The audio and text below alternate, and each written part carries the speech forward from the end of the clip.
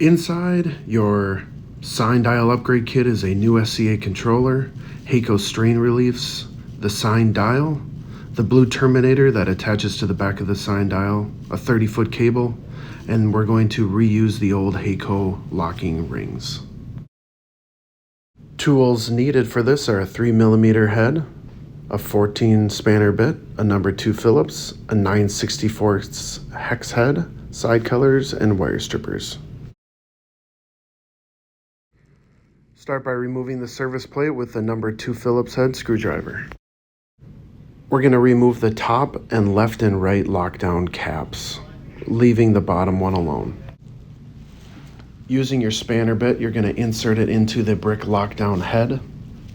You're going to push into the sign and rotate that tool a quarter turn to the right or a quarter turn to the left and remove the top lockdown as well as the left and right lockdown. You're going to pull that brick off and you can unplug it or you can leave it hanging on the cable harness.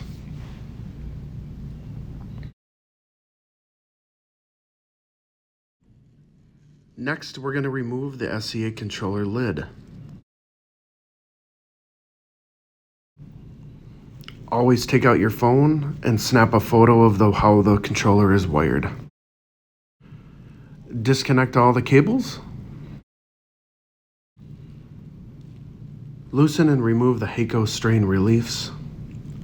If the inside of the Heiko rubber grommet comes out with the wires, no worries, pull it off. And then you're going to shove it back into the Heiko strain relief, ensuring that it's flush with the top of the strain relief.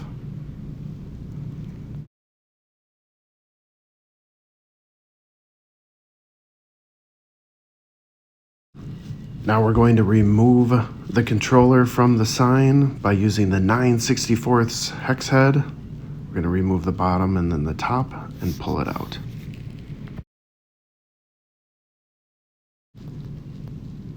Be mindful of the connector on the bottom, which is the Wi-Fi module. Remove.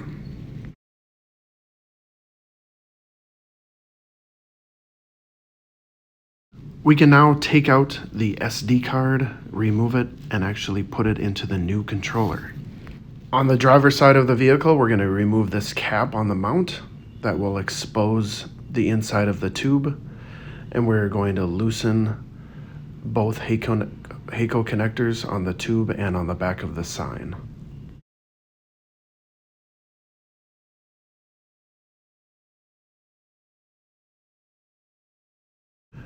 Before pulling the wires through, we're going to locate the light harness and we are going to cut the red cable to match the black cable that has already been cut. Then you'll be able to remove the wire harness from inside the sign to the outside of the sign. Now we can remove the Heiko connector inside the sign and we're going to reuse that metal ring on the back of that connector. Remove the Heiko connector on the base of the sign mount and keep the metal ring as well.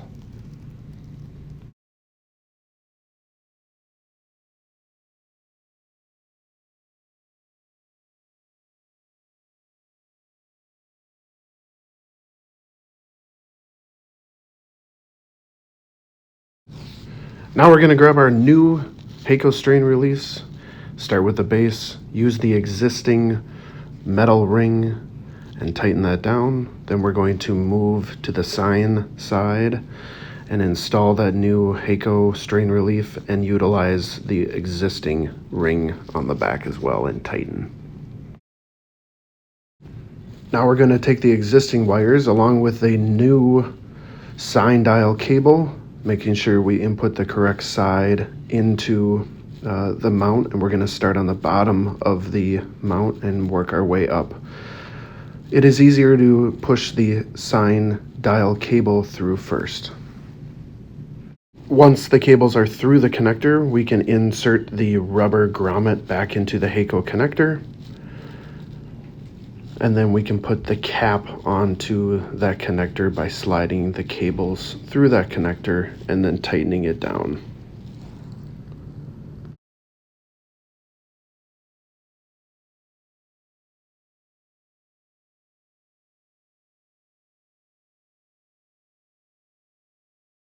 Before we put the cables through the sign, we're going to make sure that we put on the cap of that connector correctly. So when we put the cables through that connector, we have the cap already on the cable.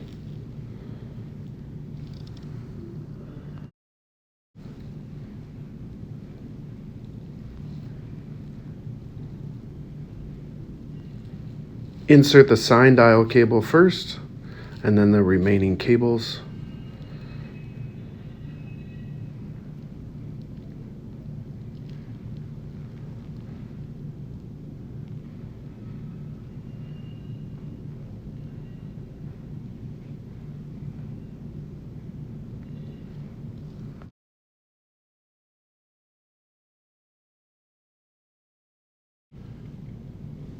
Before you tighten it down, make sure you input that rubber grommet, and so it goes all the way into the strain relief and is flush with the top of the threads, and then tighten down.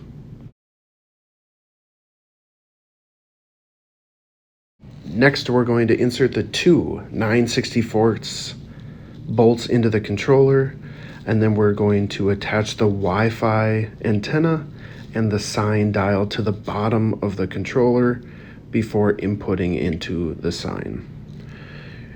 Put the bottom of the controller in first, and then wiggle its way into the sign before tightening. The controller should sit flush.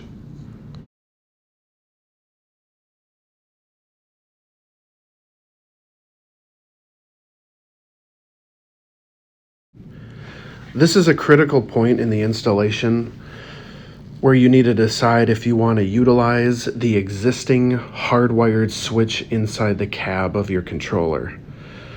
This specific wire harness was the one that we cut in the beginning of the installation process. And if you want to keep the physical switch in your cab, you're going to butt splice these wires together.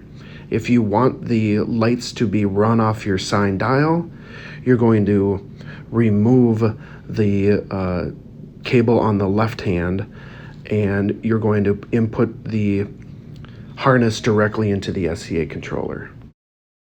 Starting at the top of the controller, we're going to input the cap of the Hakko strain relief, and these are the strobe light harness that we're inputting into the sign.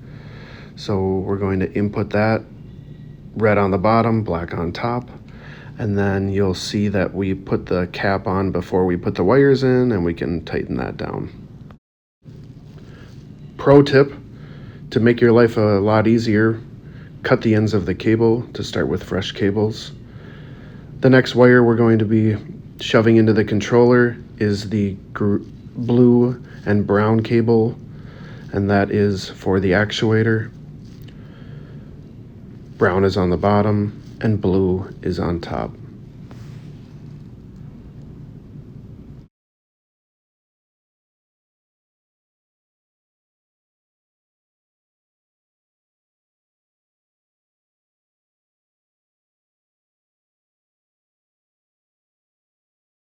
The next cables that we have to pull through into the controller is the main power. The main power will be coming out of the main harness that we just fed through, and we're going to input that into the main power of the SCA controller. We're going to put the sign power in as well, and then we're going to make sure that the cap is on prior to inputting the cables into the controller, and then we're going to tighten that Hakko cap on that strain relief.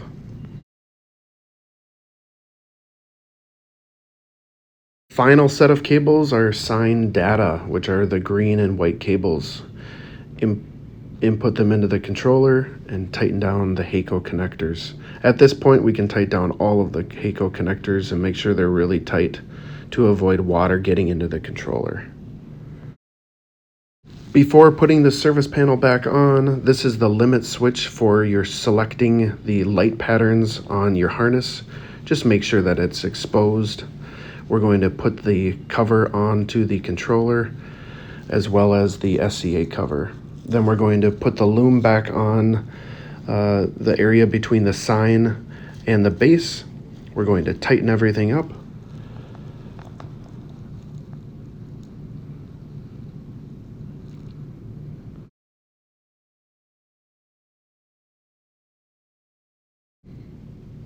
SC8 lid is back on, and we're going to install the two number 2 Phillips screws into the service panel as well, and tighten those as well.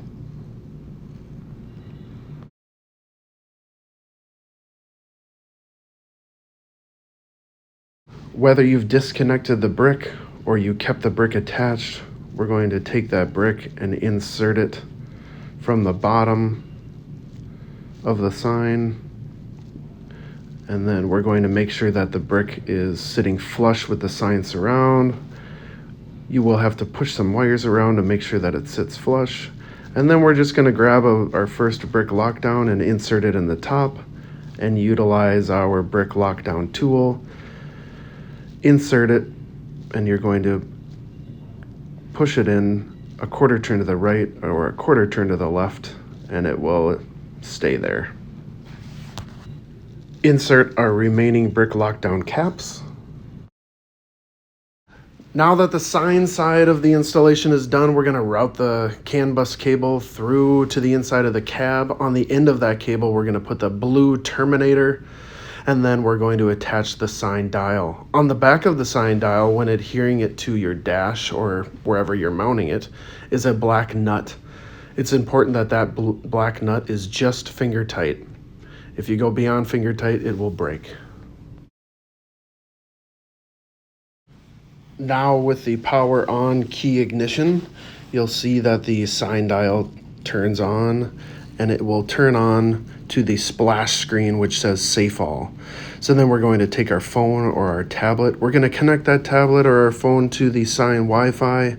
If we're using a tablet, it will go to this main page, and what we're going to do is from the settings page, we're going to click on sign dial, and when you click on sign dial, it's going to kick you out, and it's going to ask you to log in under administrator because you were logged in under operator. The password for administrator is lowercase a, lowercase d, and then we're going to log into the sign dial portion of the setup page. So the first thing that we're going to change is it says CAN enabled is 0 or off, and we're going to change that from 0 to 1, or 1 means on, and then we're going to press the green save button. On top of the table is 4 buttons, and these 4 buttons are what we want the quick swipes to be. So on top, when I swipe up, it's going to say slow down. When I swipe down is blank and stow. When I swipe left, it's move left arrow, and swipe right is move right arrow. The other thing that I can do is change the sign dial timeout. 5,000 means when I'm previewing a message, it will preview for the user for 5 seconds. I can click save, and then after I click the save button, I can turn off the controller or the key ignition, and then when I turn on key ignition, it should operate properly. So we've set all the settings. We're going to turn off the key ignition or remove power, wait 3 to 5 seconds, and then we're going to put power back onto the dial, and it will go to the splash screen, and then it will say blank, and we're ready to use the system.